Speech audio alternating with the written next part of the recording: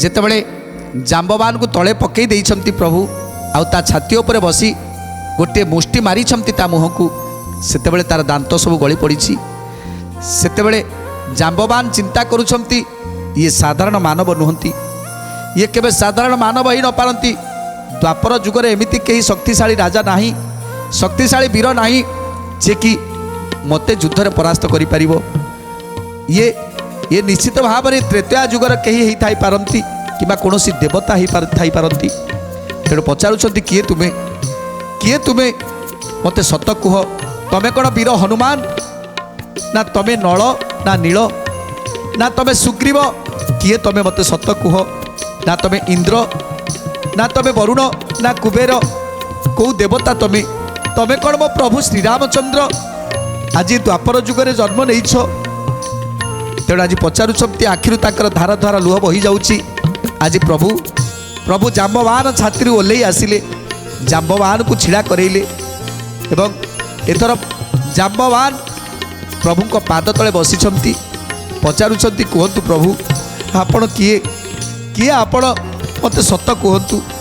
ତେଣୁ କ'ଣ କହୁଛନ୍ତି ଜାମ୍ବବାନ, ଆଏ ମହାତ୍ମା ତୁମ୍ଭେ କିଏ ମୋତେ କୁହ,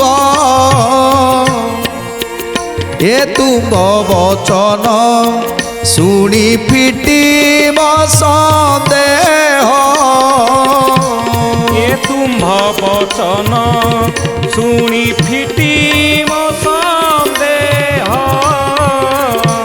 ଏ ତୁମ୍ଭ ବଚନ ଶୁଣି ମୁଇଁ ସାଧ୍ୟ ହୋଇଲି ଯେ ମହାତ୍ମା ତୁମକୁ, କି ପୌରୁଷର ଜୀବ ମାରିଏ ଜୀବକୁ, କି ପୌରୁଷର ଜୀବ ମାରିଏ ଜୀବକୁ, କି ପୌରୁଷର ଜୀବ। ଜାମ୍ବବ ବଚନେ ପ୍ରଭୁ ହୋଇଲେ ସନ୍ତୋଷ, তক্ষণে জাম্বব ছাড়ি ক্ষমা কলে দোষ, তক্ষণে জাম্বব ছাড়ি ক্ষমা কলে দোষ, তক্ষণে জাম্বব ছাড়ি। তেণু আজি পাদ তলে পড়িছন্তি জাম্ববান, কହୁଛନ୍ତି হে প্রভু মু এথর জানিপারিলি ଆପଣ ହିଁ ମୋ ଶ୍ରୀରାମଚନ୍ଦ୍ର। ଆଜି ପୂର୍ବର କଥା ମୋର ଗୋଟି ଗୋଟି କରି ମନେ ପଡ଼ିଯାଉଛି। ଆପଣଙ୍କର ସେ ରୂପ, ଆପଣଙ୍କର ସେ କାନ୍ତି ମୋତେ ଆଜି ସବୁକିଛି ମନେ ପକାଇ ଦେଉଛି। ମାରିଦିଅନ୍ତୁ ପ୍ରଭୁ, ମୋତେ ମାରିଦିଅନ୍ତୁ। ମୁଁ ଯେଉଁ ଅନ୍ୟାୟ କରିଛି, ମୁଁ ଯେଉଁ ଅଧର୍ମ କରିଛି, ମୁଁ ଯେଉଁ ଅପକର୍ମ କରିଛି, ମୋତେ ମାରିଦିଅନ୍ତୁ ପ୍ରଭୁ। ଯଦି ମୋତେ ମାରିଦେବେ ତାହେଲେ ଏ ସଂସାରରୁ ମୁଁ ଉଦ୍ଧାର ହେଇଯିବି।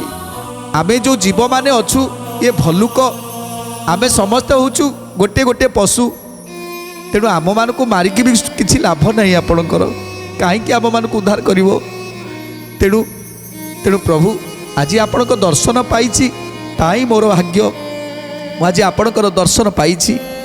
ସର୍ବଦା ତୁମ୍ଭ ଦାସର ଦାସ ମୁଁ ଅଟଇ, রাম অবতার রাম পাদে খটি থাই, রাম অবতার রাম পাদে খটি থাই, রাম অবতার রাম পাদে খটি থাই।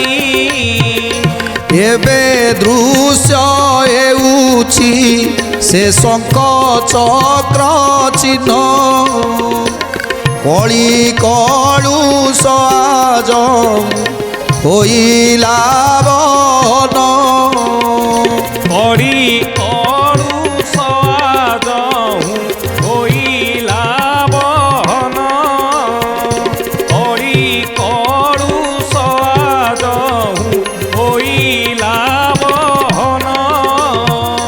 দিব্য দৃষ্টি করি চাই হই অবগত